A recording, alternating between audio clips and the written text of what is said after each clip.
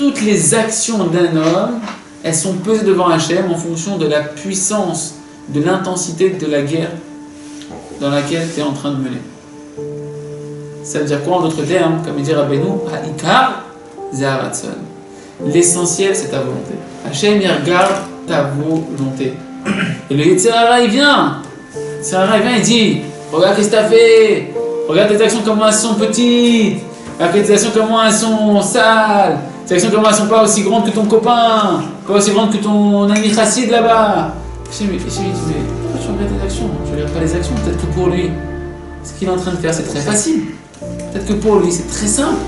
Peut-être que pour lui, ça représente de lever 2 kilos au niveau intensité d'effort, ce qu'il est en train de faire. Et pour toi, avec les forces de départ que tu as, c'est 200 kilos. Et tu n'arrives pas à la bouger d'un centimètre. C'est pas grave. Si tu es vraiment là en train d'essayer de la lever, si tu as vraiment envie, tu veux vraiment, et tu fais tous les efforts, et tu cries à Kadosh Baruch Hu, je veux lever ces 200 kilos, je veux devenir ce tzaddik là, je veux faire cette mitzvah là, je veux sortir de ce Yetzer Hara là, et tu le fais véritablement, parce qu'Hachem, il dit, il regarde le cœur. Kadosh Baruch Hu regarde le cœur. Tu vas pas jouer des films à Kadosh Baruch Hu, des pièces de théâtre à Kadosh Baruch Hu. Hachem regarde le cœur. Il regarde l'intensité de ton cœur. Sur ça, t'es jugé.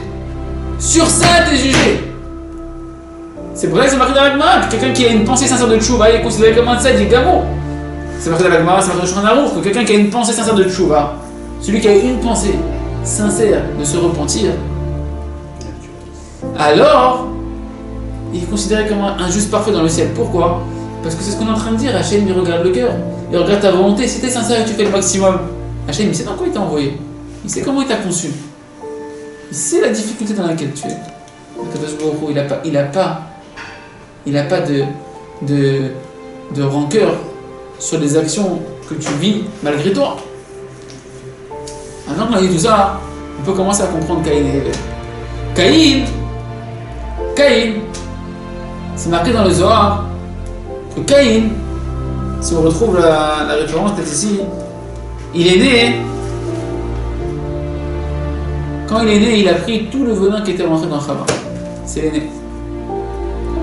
Chava l'a fauté. Le serpent, il est rentré dans l'homme et la femme. C'est-à-dire quoi? Le mal qui était extérieur à nous.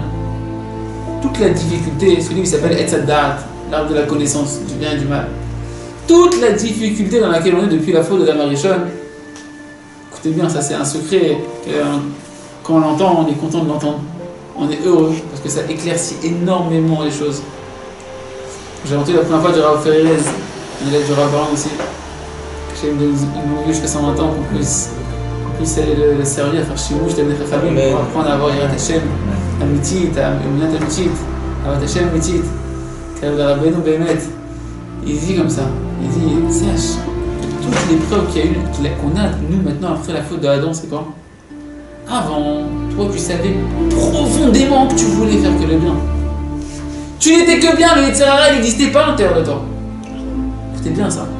Adam Arishon n'avait pas de Yetzer Hara intérieur. Vous savez la petite voix qu'on entend qui dit le gâteau à la boulangerie là-bas, il est bon le gâteau, tu le veux le gâteau. Tu dis j'ai envie de ce gâteau, j'ai l'impression que c'est moi, que cette voix négative elle vient de moi, que moi je veux le mal. Chas v'shalom. Comme ça on a l'impression quand ça se réveille une mauvaise pensée. Chacun il s'identifie au mal qu'il a à l'intérieur de lui.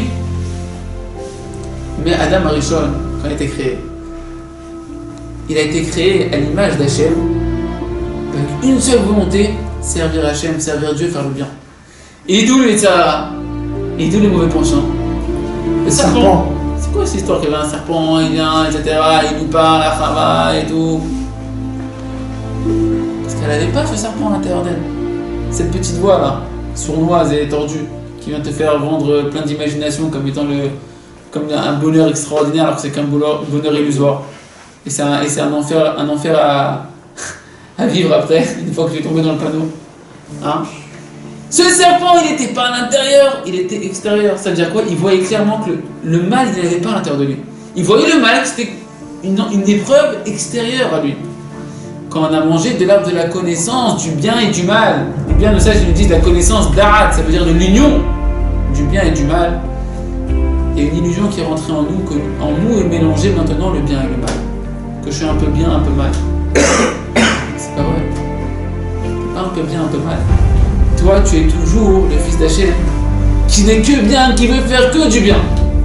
Simplement, le Yetzer Hara, le serpent, au lieu que tu le vois maintenant extérieur à toi, qui vient te tenter de l'extérieur, et que toi tu dis non, moi je veux faire que la volonté d'Akadosh Baruch Hu. Maintenant, le Yetzer Hara, t'as l'impression que c'est toi. Que c'est toi qui veux faire le mal. C'est chéquer.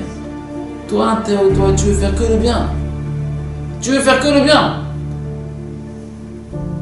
Maintenant, vu que le Yetzer Hara, il est rentré à l'intérieur, le serpent il est rentré à l'intérieur, il t'embrouille la tête, il est en train de te bouffer et de se faire passer pour le fils du roi qu'il n'est pas. C'est moi qui veux faire le mal, chas de shalom. C'est pas toi.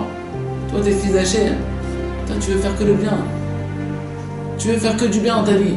Tu veux être bon avec les gens, tu veux être calme. Tu veux être quelqu'un qui est fidèle à sa femme, quelqu'un qui gagne son argent honnêtement. Tu veux pas être un voleur, tu veux pas être un menteur. Tu veux pas ça au fond de toi. Ah, t'as des épreuves, et t'as pas réussi à tenir, et t'es tombé, etc. C'est le serpent. Mais le serpent, c'est pas toi. Le serpent, c'est pas toi.